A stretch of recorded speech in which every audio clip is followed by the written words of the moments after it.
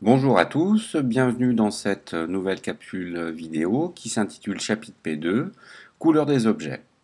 Donc dans cette vidéo, nous allons voir de quoi dépend la couleur des objets.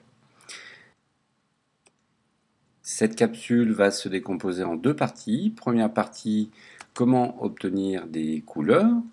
Et deuxième partie, de quoi dépend la couleur d'un objet. Alors, première partie, comment obtenir des couleurs. Nous allons nous intéresser dans un premier temps aux lumières colorées. En effet, comme nous l'avons vu en TP, il est possible à partir de trois lumières colorées, qui sont donc le bleu, le rouge et le vert. En superposant ces lumières colorées, on est capable de reconstituer une infinité de lumières colorées en faisant varier l'intensité de chacune de ces lumières.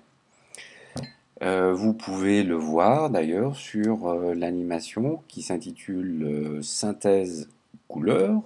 Cette animation, vous pouvez la trouver sur Pronote. La superposition de ces différentes lumières colorées est ce que l'on appelle la synthèse additive. Cette synthèse additive des lumières colorées peut se faire à partir de trois lumières colorées, rouge, vert et bleu. Ces trois lumières colorées sont appelées couleurs primaires.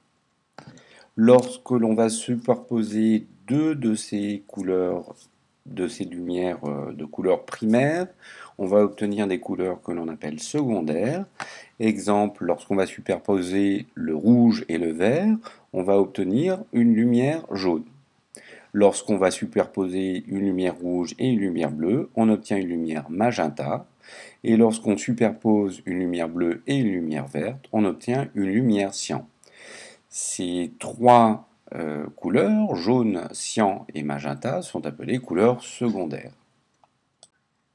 Deux lumières colorées sont dites complémentaires lorsque l'on va obtenir du blanc en les superposant.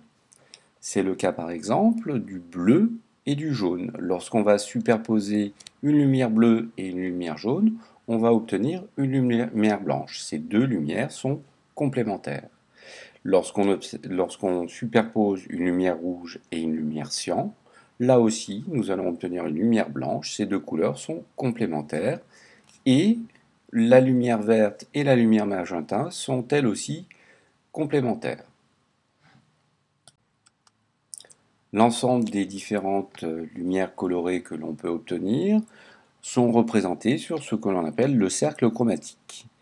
Donc sur ce cercle chromatique, on repère bien les trois couleurs primaires, le bleu, le rouge et le vert, et puis nos couleurs secondaires, le cyan, le jaune et le magenta.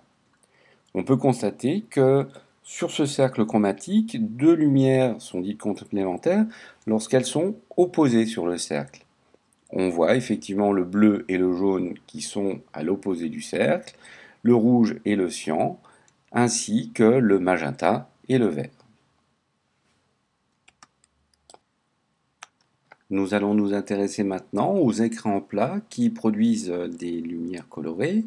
Alors les écrans plats, ce sont les écrans des tablettes, des téléphones portables, des écrans d'ordinateur, de la télé. Lorsque l'on fait un zoom sur ces écrans plats, on constate qu'ils sont divisés en pixels.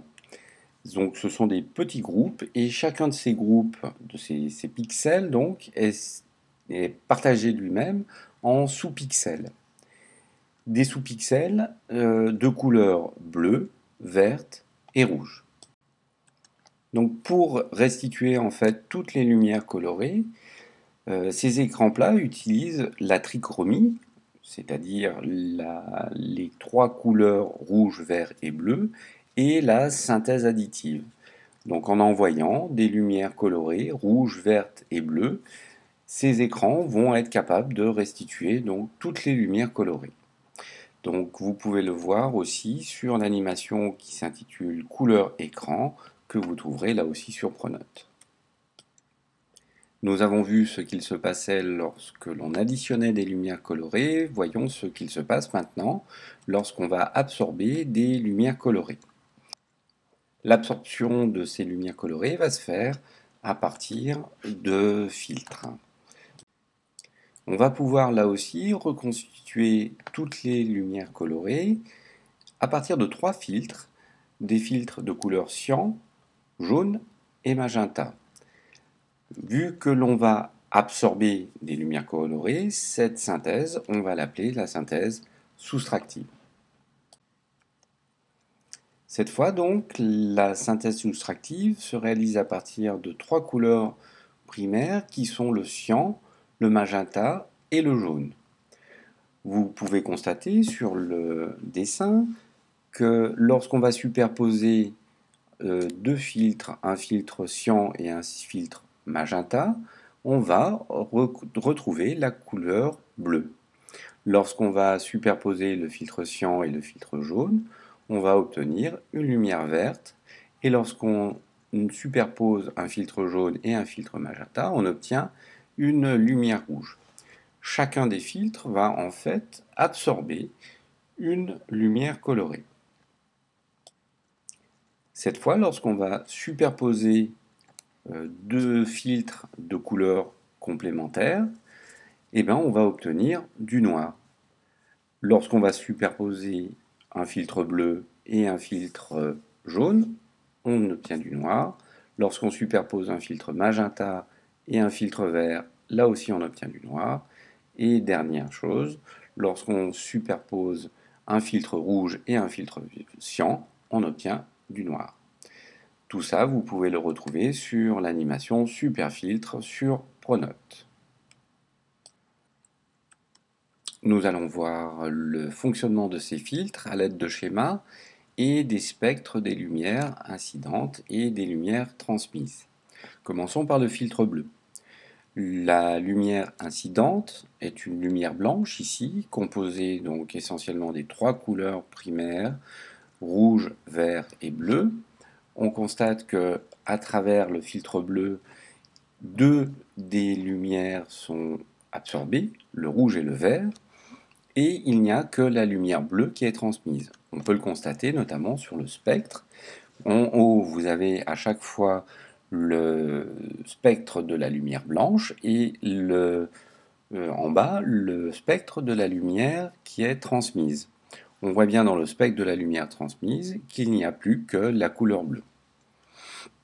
Pour le filtre rouge, pareil, donc ici, la lumière incidente est une lumière blanche et on voit bien qu'il n'y a que la lumière rouge qui passe à travers, qui est transmise par le filtre. On le constate là aussi sur le spectre de cette lumière transmise qu'il n'y a que du rouge. Pour le vert, il n'y a que le vert qui est transmis, que la lumière verte qui est transmise par le filtre. La lumière bleue et la lumière rouge sont absorbées. Là aussi, on le constate sur le spectre. Regardons maintenant ce qu'il se passe lorsqu'on va prendre des filtres des couleurs complémentaires aux couleurs primaires de la synthèse additive, c'est-à-dire des filtres jaunes, cyan et magenta. Lorsqu'on prend le filtre jaune, donc c'est la couleur complémentaire du bleu, on constate que les couleurs qui sont transmises par le filtre sont le rouge et le vert, et la couleur complémentaire du jaune, le bleu, est absorbée. Là aussi, on peut le voir sur le spectre que la couleur bleue n'apparaît plus du tout dans la lumière, dans la lumière transmise. Pour le filtre cyan est la couleur complémentaire du rouge. Il va laisser passer la couleur bleue et la couleur verte, absorber la couleur rouge. Sur le spectre, on observe qu'il n'y a plus du tout de lumière rouge. Et sur le filtre magenta, donc, qui est la couleur complémentaire du vert, le filtre magenta transmet la lumière bleue et la lumière rouge et absorbe la lumière verte. On l'observe là aussi sur le spectre, il n'y a plus du tout de lumière verte dans le spectre de la lumière magenta.